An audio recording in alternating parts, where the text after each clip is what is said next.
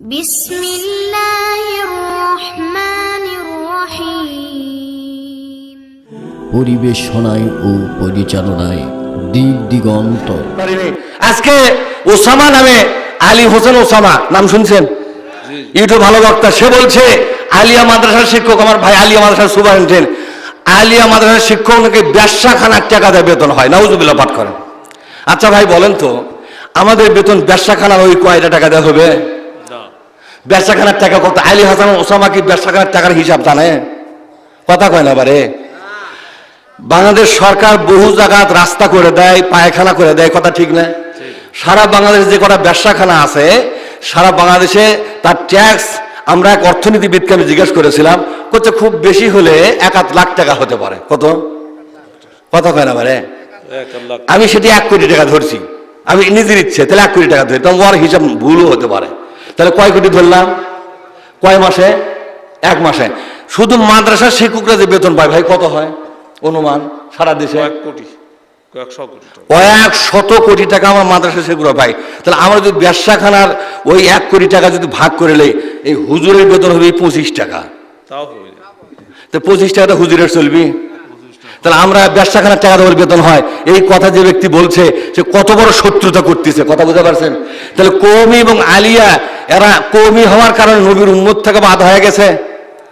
অথচ ইন্নামাল মুমিনুনা ইখওয়া, বলেন ইন্নামাল মুমিনুনা ইখওয়া, সমস্ত ইমানদার এরা পরস্পর কি ভাই ভাই। এক ভাই আরেক ভাইকে কাফের বলবে নাকি কোনোদিন? যখন কাফের বলবে ওসামা আর মুফতি আলী হাসান ওসামা, মুফতি আলী হাসান ওসামা, তুমি এই কথা কেমনে বলো? ব্যবসাখানার টাকা দেয়া, মদের লাইসেন্সের টাকা দিয়ে আমাদের বেতন হয়। তুমি আলিয়া মাদ্রাসার শিক্ষকরা 1 মাসে কত টাকা বেতন পায় তুমি তার হিসেবই জানো না, কথা ঠিক না বেঠিক?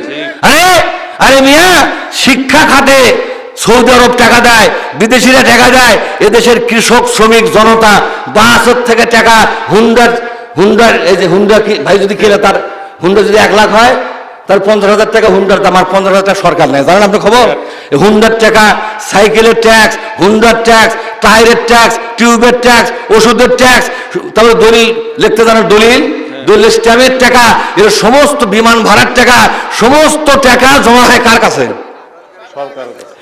হাজার হাজার কোটি টাকা জমা হয়, বৈধ টাকাই হয় হাজার হাজার কোটি টাকা। এই হাজার হাজার কোটি টাকার থেকে শিক্ষকদের বেতন সরকার আলাদা করে, কথা বুঝতে পারছেন? সুতরাং সরকারের কাছে অনুরোধ করবো, সরকার আমাদেরকে ব্যবসাখানাতে টাকা দিয়ে থাকে, তাহলে আলী হাসান ওসামার কথাটা সত্য হবে, কথা ঠিক না বেঠিক? কিন্তু ব্যবসাখানাতে কয় টাকা পায় সরকার যদি একবার আলী হাসান ওসামাকে জিজ্ঞেস করে, তুই এই তথ্য কেমনে বার করলু, কথা ঠিক না? আমি কয় টাকা পাই না পাই সেই হিসাব আছে আমার কাছে। তুই আমার ট্রেজারি বেঞ্চ আয়, সরকারি কোষাগার আয়, দেখ কোন খাত থেকে কত টাকা আসে, কথা ঠিক না ঠিক? সুতরাং এই হিসাব কিতাব না জেনে শুধুমাত্র শত্রুতার বশবর্তী হয়ে তুমি আলী হাসান ওসামা মুসলমানদের মধ্যে বিভাজন তৈরি করতেছো, ভাগ ভাগ করতেছো, এ তো তোমার আমার লাভ নাই। তোমরা আমরা পিছনে চলে যাবো, সামনে যাবে একদল শয়তানেরা, কথা ঠিক না ঠিক? ভাই আমার, আমি আমার কথা দীর্ঘায়িত করতে চাচ্ছি।